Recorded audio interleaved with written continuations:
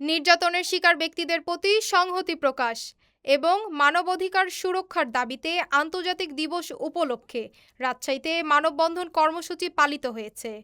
শুক্রবার ২৬ জুন সকালে রাজশাহী নগরীর অলকার মোড়ে এ মানববন্ধনের আয়োজন করা হয়। কর্মসূচিতে মানবাধিকার কর্মী, সাংবাদিক, শিক্ষকসহ বিভিন্ন শ্রেণী পেশার মানুষ অংশ নেন। মানববন্ধনে উপস্থিত ছিলেন অধিকার সংগঠনের রাজশাহী অঞ্চলের সমন্বয়ক মঈন উদ্দিন, বাংলাদেশ ফেডারেল সাংবাদিক ইউনিয়নের সহকারী মহাসচিব ডক্টর সাদিকুল ইসলাম স্বপন, রাজশাহী সাংবাদিক ইউনিয়নের সাধারণ সম্পাদক ডালিম হোসেন শান্ত, রাজশাহী বিশ্ববিদ্যালয়ের রেজিস্ট্রার ডক্টর ইফতেখারুল ইসলাম মাসুদ সহ অন্যান্য অতিথিবৃন্দ। মানববন্ধনে বক্তারা বলেন, দেশে যেন আর কেউ গুম, খুন বা নির্যাতনের শিকার না হন এবং মানব অধিকার লঙ্ঘনের সঙ্গে জড়িতদের আইনের আওতায় এনে দৃষ্টান্তমূলক শাস্তি নিশ্চিত করতে হবে।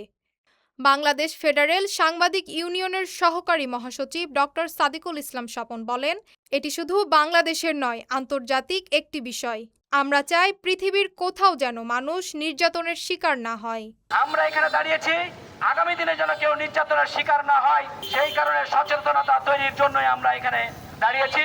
একটি কথা বারবার আসছে, বর্তমান বাংলাদেশের প্রধানমন্ত্রী জনাব তারেক রহমান, তিনি নির্যাতিতদের একটি জ্বলন্ত উদাহরণ এবং তিনি কিছুদিন আগে চীনমৈত্রী সম্মেলনে সাংবাদিকদের সাথে কথা বলতে গিয়ে তিনি একটি পর্যায়ে তার অনুভূতি ব্যক্ত করছিলেন, প্রিয় সাংবাদিক বন্ধুগণ, এখনো আমার মাজার হাড়টি বাঁকা, এখনো আমি সোজা হতে পারি নাই। সুতরাং দেশের একজন প্রধানমন্ত্রী তিনি কিভাবে নির্যাতিত হয়ে নির্বাসিত ছিলেন 17 বছর, এইভাবে হাজার হাজার মানুষ আজকে বাংলাদেশের গুমের শিকার হয়ে আছেন, সেই পরিবারগুলো নিয়মিত প্রতিনিয়ত নির্যাতনের মধ্যে দিয়ে তারা যাচ্ছেন। রাজশাহী সাংবাদিক ইউনিয়নের সাধারণ সম্পাদক ডালিম হোসেন শান্ত বলেন, মানুষ যেন আর গুম, খুন কিংবা নির্যাতনের শিকার না হয়। যারা এসব ঘটনার সঙ্গে জড়িত ছিল তাদের দৃষ্টান্তমূলক শাস্তি নিশ্চিত করতে হবে। এই মানববন্ধন থেকে উদাত্ত আহ্বান জানাতে চাই, আজকের মাননীয় প্রধানমন্ত্রী আপনি দীর্ঘ সময় এই বিচার বহির্ভূত নির্যাতনের শিকার হয়ে দেশ ছেড়েছিলেন। আজকে এই বাংলাদেশের মানুষ আবার আপনাকে ভোট দিয়ে ফিরিয়ে এনে প্রধানমন্ত্রী বানিয়েছেন।